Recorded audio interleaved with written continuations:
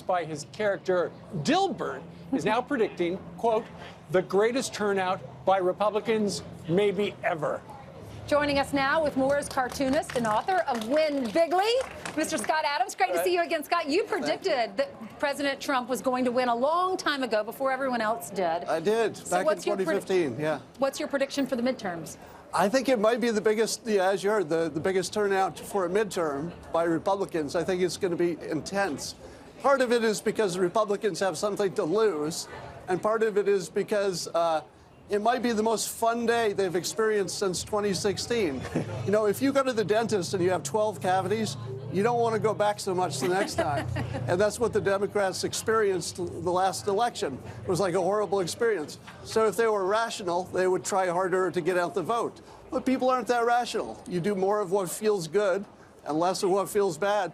And I think Republicans are sort of a high action to talk ratio, and they may be underrepresented in the polls and maybe far more likely to turn out because it's going to be fun if they win. Do you think it's also a little bit because of the whole I'm going to vote for Donald Trump and not tell anybody I'm voting for Donald Trump because it had so much angst with certain people? Yeah, there's absolutely a suppressed, feeling about talking about it, even to pollsters, I would imagine.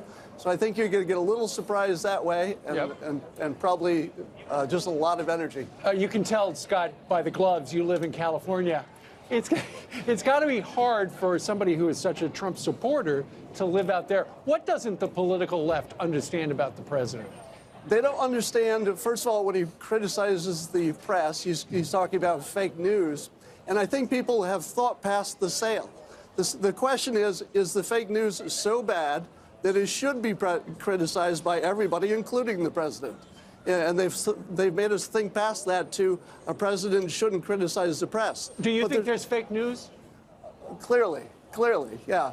I mean, my favorite example is Charlottesville, when there was a protest about pro and anti-statues, and the president said there were fine people on both sides.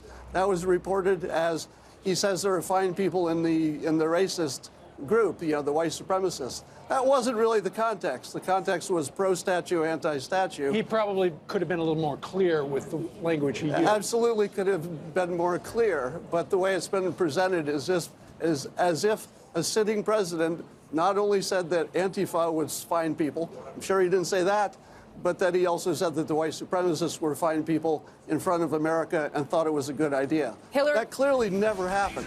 Hillary said she wanted to be president. Doesn't want to run, but she wants to be president. Do you think she'll be running in 2020? Not a chance. Hey, folks, give it up for Scott Adams. All right.